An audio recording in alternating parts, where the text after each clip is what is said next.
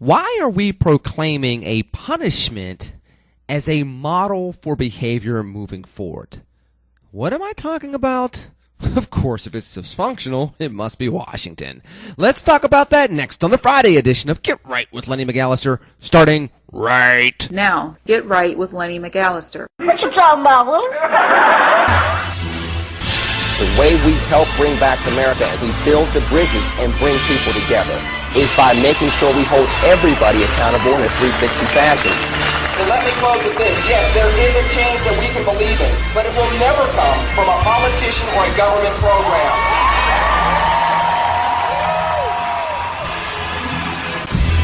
We cannot find physical sanity here in the land of Lincoln. From Carbondale to Elgin, that we can collectively continue to tolerate the insanity found on the streets of South Chicago and East St. Louis, Missouri. We got to move away from the American Idol soundbite nature of politics and back to the American statesman of humble servant leadership that we used to see in politics. It is time to roll out the era of the new, educated, engaged, and energized American citizen. I go do the jail ministry. I speak to the kids in the streets. So I am never going to lay down being conservative just as much as I'll never lay down being a proud African American. I feel like a black republic. Money I got coming in. Can't turn my back on the hood. I got love for them. What am I talking about? What am I talking about? Do I have the audacity to act like I know what I'm talking about? Well, why, yes, I do. And that's why we're here on the Friday edition of Get Right with Lenny McAllister. You know the drill. You know I love talking to you and going back and forth, so we'll do it once again. Twitter, it's LennyMcAllister. Very simple. First and last name. Facebook, 2 pages, same guy, same wonderful electronic, cyber-spacey type of hopey-changey place to voice your opinion. tinyurl.com/Lenny page. You know I want to get your feedback. What am I talking about? I'm sure you want to know on this Friday edition. It's basically what I've already talked about Thursday. It's kind of what I brought up on PCNC when I was on Pittsburgh Now. If you didn't have a chance, go to Facebook, go to the LennyMcAllister.com website. You can check it out there.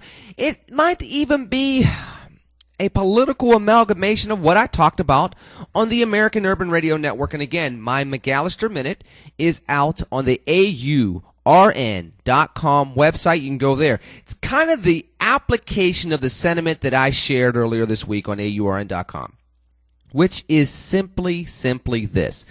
You have to piece the whole budget process one bit at a time, 1 foot in front of the other, 1 foot in front of the other, 1 foot in front of the other. It's that's as simple as I can put it. And when you hear what's going on in Washington, both sides are not happy with this. And this is the best deal you were going to get, except for the fact, and this is my 2 cents, want your feedback on Twitter, on Facebook, except for the fact that they did not include unemployment benefits in this. The job numbers were pretty good. If those job numbers are not revised down, there'll be good job numbers for the first time in about a year. Unemployment's still at 7%. We're just starting to get people back into the workforce. The employment ratios are starting to go in the right direction finally. They were at their lowest points since 1978. So one good jobs report is enough to say, hey, Wall Street's out of a recession and we finally have added over 200,000 jobs in 1 month. It's officially over, both according to the economists and according to the American people. They don't need unemployment anymore. Blah. Or more appropriately, bah, humbug. No.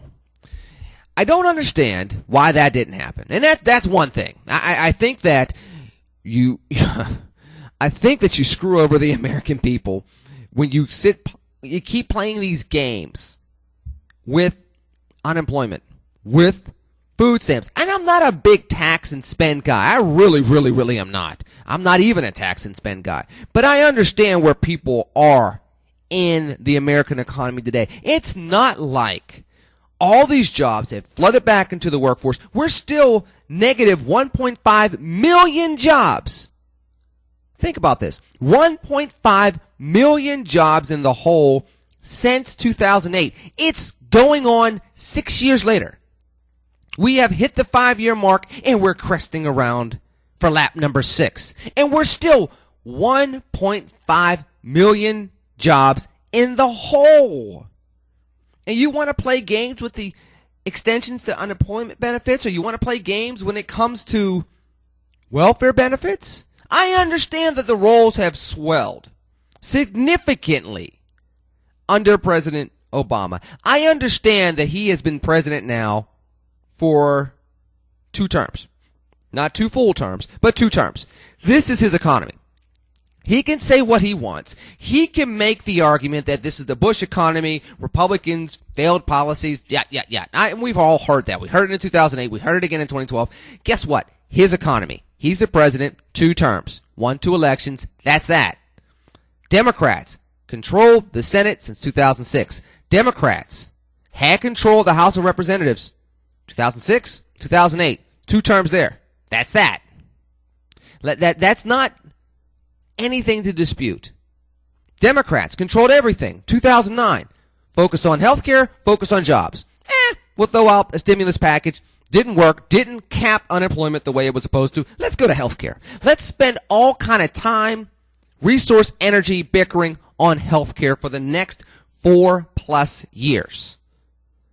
That's a problem. People, you could talk about all that. We went through all of those things, and now we get a good jobs report that may or may not get revised. Hopefully it doesn't. We're starting to get people to jump back into the workforce, and you don't want to include unemployment benefits in this? If you're a Democrat, this had to have happened. If you're a Republican, you should not have to be prompted by Democrats to do something about this. So that's the first thing. I did want to say that because there are not that many Republicans that are saying that out there. And I've said this repeatedly. Until this economy gets back to where you need it to be, I know we're going to have deficit spending anyway. So why not go ahead and make sure Americans are taken care of in this regard as they're looking for jobs in order to go find careers again?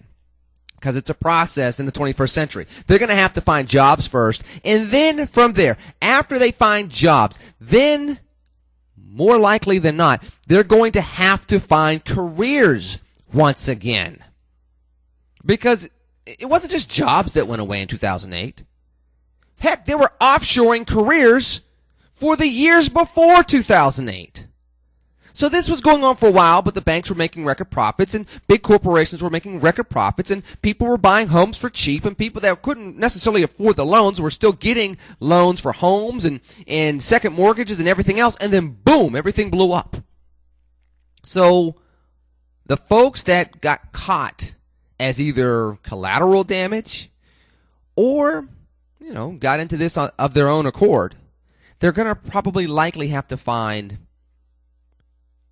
regular jobs. Well, not necessarily regular jobs. They're going to have to find jobs before they find careers. They're going to have to get their economic footing again before they can start thriving again.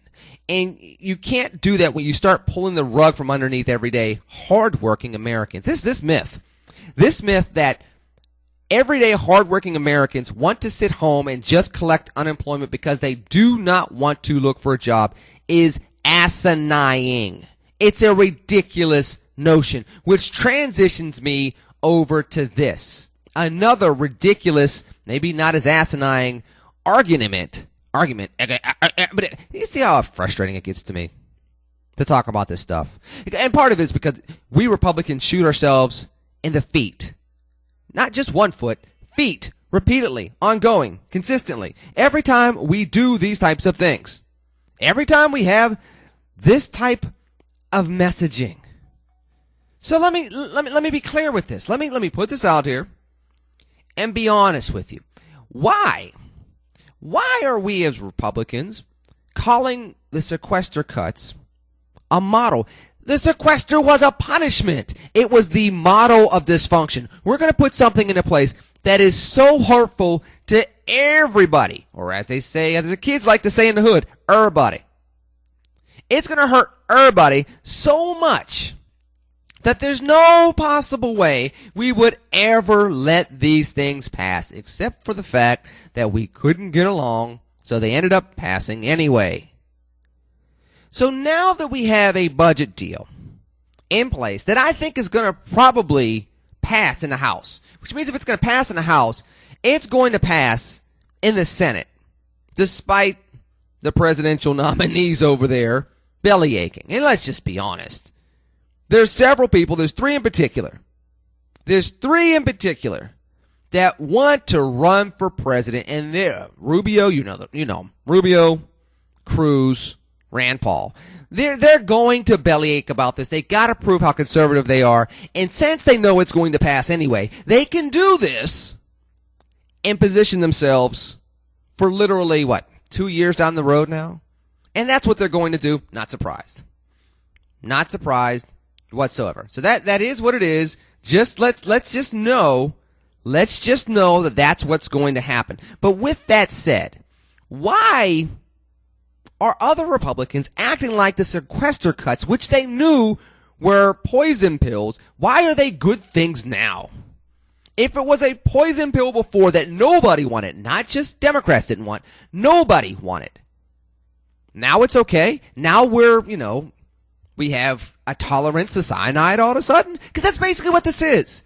Look, the spending in this budget, from what I have seen, is not through the roof. You're talking about Paul Ryan being the Republican on the conservative side of the aisle trying to put this together. So you're not talking about somebody that has a reputation for being a rhino, even though that is what he's going to be called now. He has been considered the boy genius, the wonder kind when it comes to economic issues on the Republican side for several years now. This is not something he grew into last fall when he was picked to be the vice presidential nominee. So let's just put that out there. Let's just make that known right now. Let's remember this. This is not something that's just coming out of the blue. When he makes sure that things are paid for, when he says, hey, we had to give a little bit, but we went to the common ground, and the Democrats are creeping our way, which they are. They did not talk about the national debt. They did not talk about spending until the Tea Party came into fruition in 2009. So this is a victory. This budget is a step in the right direction that conservatives on Capitol Hill and conservatives throughout the nation should be happy about. Not that this is the end result, not that this is the only thing that you're going to do, not that this is going to be the only thing that you're going to be satisfied with, but it's a step in the right direction that should make conservatives happy. It should be a win. This is the type of win that conservatives should have been able to embrace in 2011 or in 2012. Here's another opportunity in 2013. And as the votes come in, we'll see what they do. But I don't understand why we're considering a punishment, why we're considering a failure to be the model of what we should do. I'm hearing Republicans, and again, I am a Republican, and I know that there are some conservatives out there that do not like what I'm saying. But I want you to hear the reasoning behind what I'm saying in regards to this. We said nobody wanted to sequester cuts. Now we're saying that, well, the budget we put out there do not meet the spending levels set by the sequester. The sequester didn't blow up the world, so we should keep what we already admitted was a poison pill? We should keep things at a level where we still don't have jobs coming back? Now, again, I'm not saying double the amount of spending that's going to be in this budget deal if it stays the way it is. I'm not saying add a bunch of pork to it. I'm not saying add a bunch of new projects to it that are both not vetted properly and or not necessarily going to be successful. I'm not saying any of those things. What I'm saying, however, though, is we didn't get here overnight. You know that Republicans and Democrats dragged us down this path of spending for decades. Didn't just happen over the last 5 years. It could have been a lot better over the last 5 years, I'll give you that. But it didn't get here automatically, overnight, without everybody coming to the table with less than clean hands. So can we establish that? Now that we have established that, let's not look to a broken model to base sanity on. Let's not look to a broken model to create a strong future. Why would we look at the broke down Pinto when we're trying to win the Indianapolis 500 against a growing field with souped up vehicles, some of which are cheating? China, So if you're facing all this, why would you choose to do things that you know were not the template for success? The sequester was not supposed to be the template. The sequester was supposed to be the gun to the head.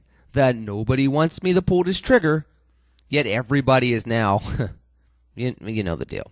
Don't need to give you that imagery. Your feedback. You know where to find me on Twitter. You know where to find me on Facebook. The thing that I want to see happen with this, I would like to see this get passed. I would like the Republicans to then be able to articulate and think through step 2.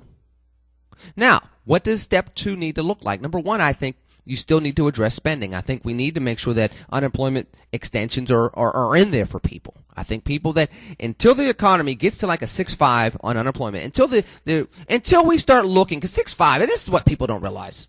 People will say, well, 6.5, Lenny, you're going to wait for 6.5% unemployment? That is way too long to continue this spending on unemployment extension. Make them get a job. Remember when 6.5% unemployment was a big deal? That's what you got to take yourself back to. There was a time where we used to get nervous at 6.6, 6.7, 6.8. Now, if we saw 6.7% unemployment for December, people would be running around naked through Times Square on January 1st. Oh, they're going to do that on January 1st anyway? Oh. But you get my point. You understand what I'm saying. The new normal that has been in place for 5 years now, 5 years, you're starting to get a generation that thinks that this is okay.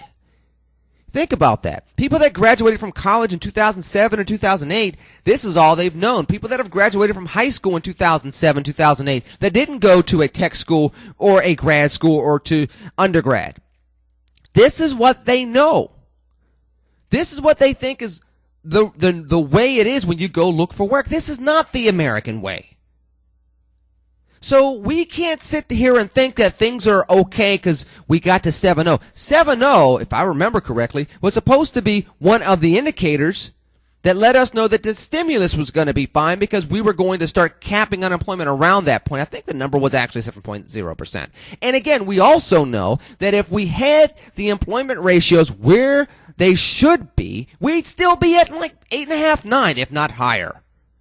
Many urban areas would still be in the double digits. We won't get into African American unemployment rates, which, by the way, is still at 12.5%. For white Americans, it's, I think, 6.3. For black Americans, it's 12.5.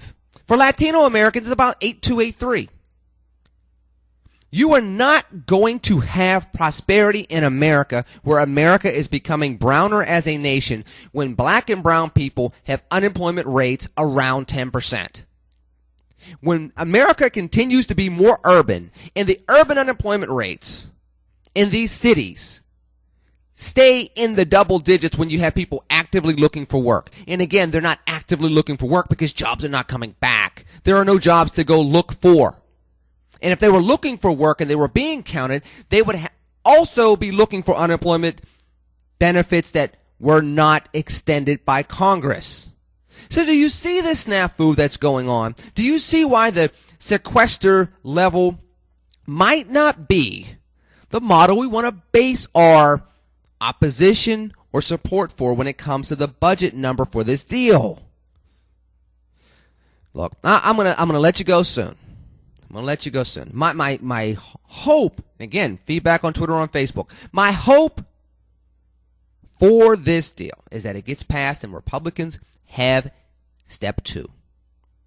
Continue to address spending.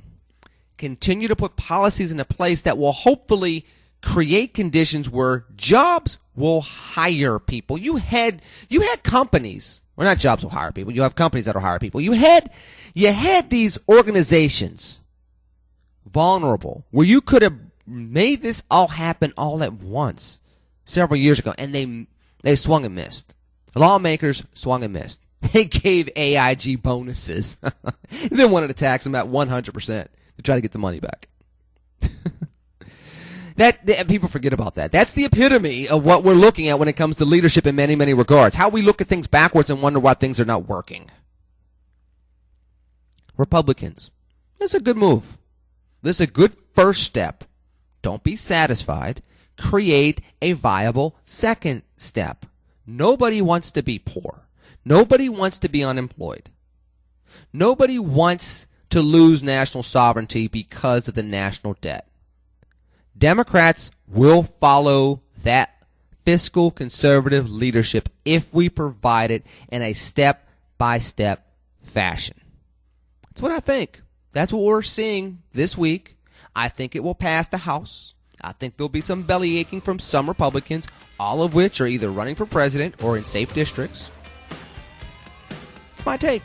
That's what I think. What is your take? You know where to find me on Twitter. It's LENNYMCALLISTER. On Facebook, you know the deal, tinyurl.com/Lenny, PA for the PA native, GE. Want to talk to you. Have a wonderful, wonderful weekend. I hear the snow's coming. Be careful out there. Enjoy the snow, but be careful out there. We will talk on Monday. You know I love you. We will vibe then. In the meanwhile, be safe. TCNGB. Have fun in the snow. Take care and God bless.